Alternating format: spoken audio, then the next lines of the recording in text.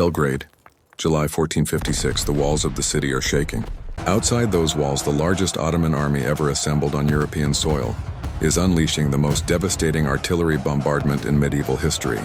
300 cannon, 100,000 soldiers, and a sultan who 3 years earlier had destroyed Constantinople with these same weapons.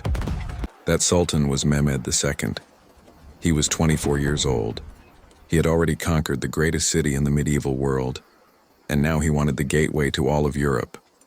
If Belgrade fell, nothing stood between the Ottoman army and Vienna. Nothing stood between it and Rome. Nothing stood between it and the complete conquest of Christian Europe. Inside the city, a garrison of 7,000 men was facing 100,000. They had no hope of reinforcement from any king or emperor in Europe. The Pope had tried to raise a crusade. The response had been almost nothing. What they had instead was two men that nobody had expected. One was a Franciscan friar. The other was a soldier the Ottomans feared more than any king in Christendom.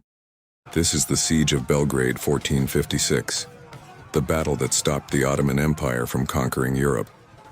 And almost nobody today knows it happened.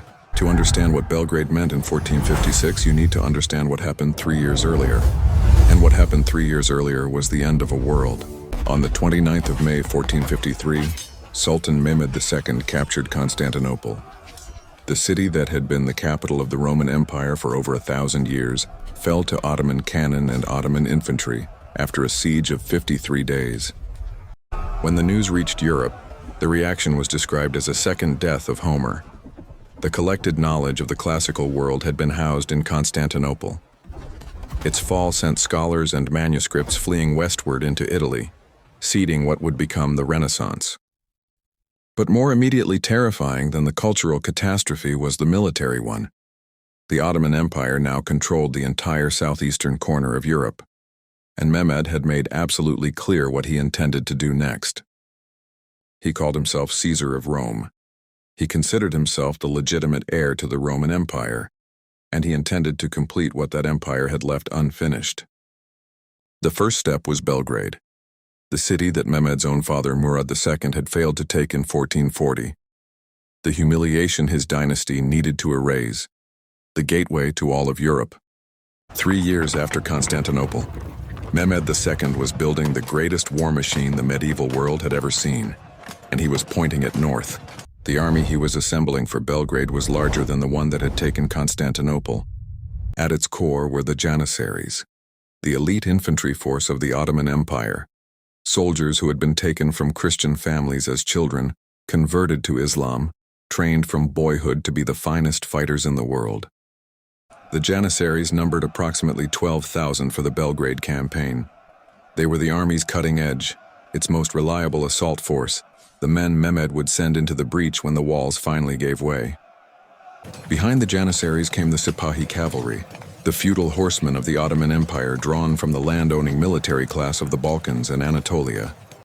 And behind everything came the artillery, the weapon that had ended Constantinople, the weapon that Mehmed had invested more thought, money, and engineering talent into than any other element of his military. The guns that Mehmed brought to Belgrade were the most advanced artillery in the medieval world. They were the product of a systematic Ottoman investment in cannon technology that had no parallel in Europe. The largest of these guns had a barrel over 20 feet long. It fired a stone ball weighing over 600 pounds. A single shot could collapse a section of medieval wall that had stood for centuries. Mehmed had learned from Constantinople that artillery alone was not sufficient.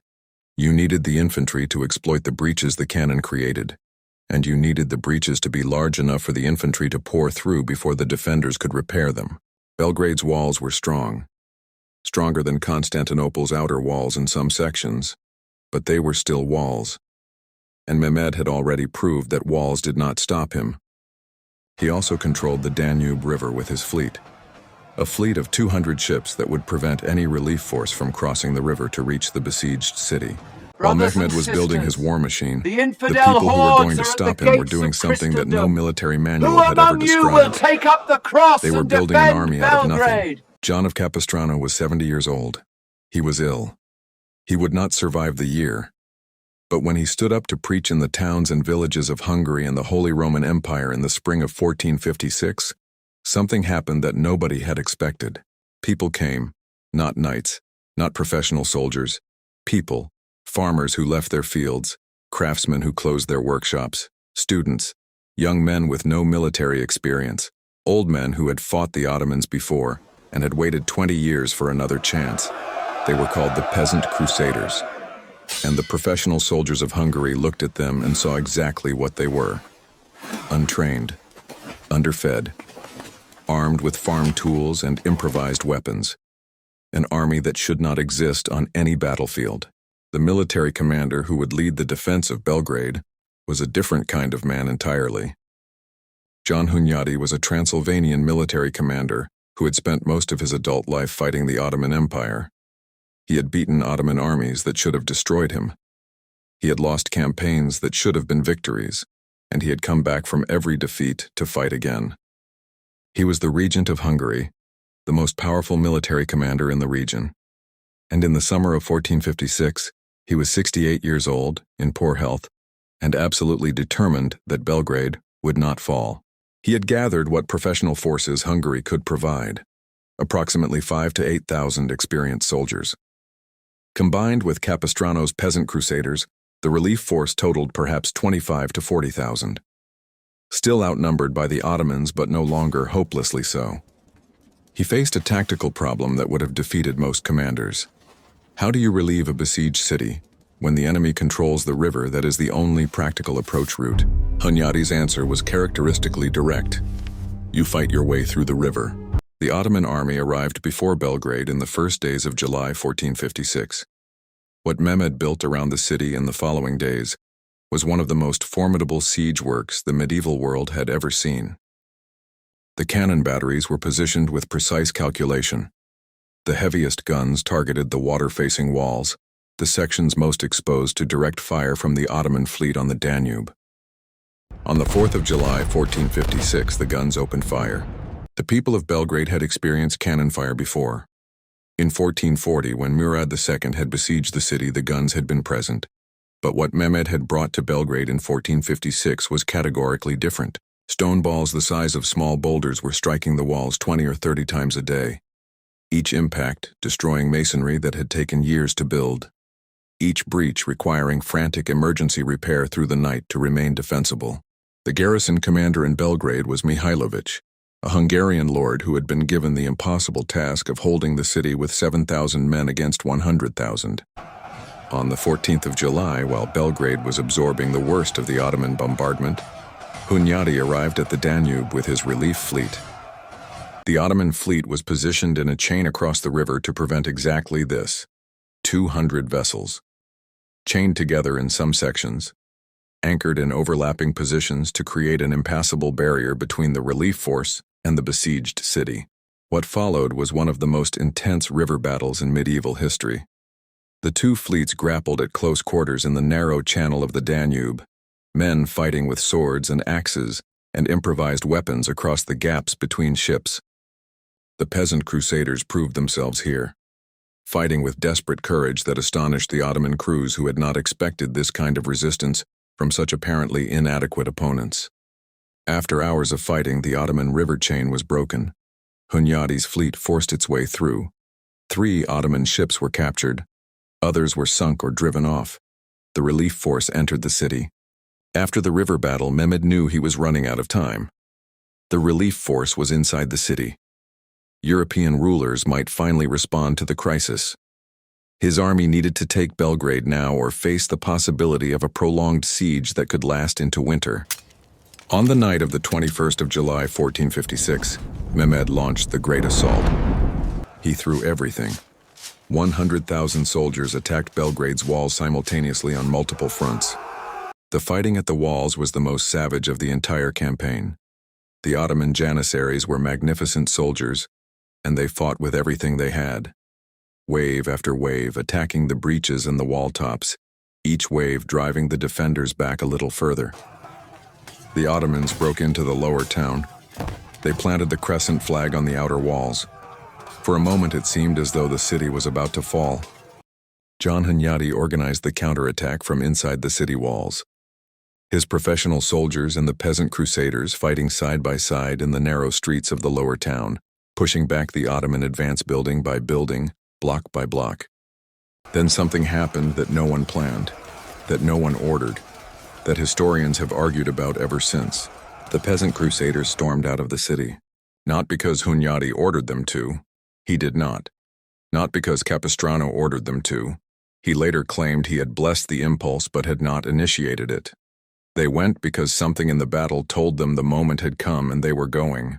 The psychological effect on the Ottoman assault force was catastrophic. The Janissaries had been fighting for hours. They were tired. They had taken significant casualties. The assault had been brutal and costly, and now this ragged mass of people was coming at them screaming. Mehmed rode into the fighting personally to rally his troops. He was wounded. A crossbow bolt struck him in the thigh. He kept fighting, but the damage was done. The Ottoman assault had lost its momentum. The Crusaders were inside the outer works. Hunyadi's professionals were following them, and the Ottoman army, 100,000 strong, was beginning to look for a way to disengage. Mehmed ordered the retreat. The morning of the 22nd of July, 1456, revealed a battlefield that neither side had entirely expected to see. The Ottoman army had not broken. It had not been destroyed. But the great assault had failed. And in the world of 15th century warfare, a failed assault told you something very specific. It told you that the garrison could fight, that the relief force was inside the city and capable, that a second assault without significant reinforcement would face the same resistance with your own forces degraded by the losses of the first one. On the 24th of July, 1456, Mehmed the Second ordered the withdrawal of his entire army from Belgrade. The guns that had seemed unstoppable were being loaded back onto their carts. The army that had destroyed Constantinople was retreating. The city that everyone expected to fall was still standing. The human cost of the siege was enormous on both sides. Hunyadi himself did not survive the victory. In August 1456, he died of plague in the epidemic that swept through Belgrade in the weeks after the siege. The greatest Christian soldier of his generation dead within a month of his greatest victory. John of Capistrano survived a few months longer. He died in October 1456. He was later canonized as a saint by the Catholic Church. Today, he is the patron saint of military chaplains. Mehmed the Second survived and returned to his campaigns of conquest. He would not attack Belgrade again, but he would go on to capture Athens, to raid into Italy, to take Bosnia, to threaten Rhodes. He was not finished. The Battle of Belgrade 1456 is one of the most consequential and least known battles in European history. Let me tell you exactly why it matters. If Belgrade had fallen in 1456, the Ottoman army would have had an open road into the Hungarian heartland. Hungary was the shield of Western Europe. Every military strategist of the era understood this. If Hungary fell, the next line of defense was the Alps. And the Alps are not a line you can hold against 100,000 soldiers supported by 300 cannon. Vienna, Rome, Paris, London. All of them would have faced an Ottoman threat decades or centuries earlier than they actually did. The Renaissance that was flowering in Italy in exactly these years might have been extinguished before it fully developed. The bell that rings across the Catholic world at noon every day to this moment was established by Pope Calixtus III to commemorate the victory at Belgrade. He ordered it rung at the news of the victory. The tradition survived. 568 years later, the midday bell still rings. Every time that bell rings in every Catholic church in the world, it is ringing for Belgrade 1456. John Hunyadi died for it. John of Capistrano died for it. 7,000 defenders held it. 25,000 crusaders and soldiers fought for it. And Europe never knew how close it came to being a very different continent. This was the Siege of Belgrade 1456. The battle that stopped Mehmed the Second. The battle that saved Christian Europe. The battle that still rings in every Catholic church at noon. And the battle that history somehow forgot to tell you about.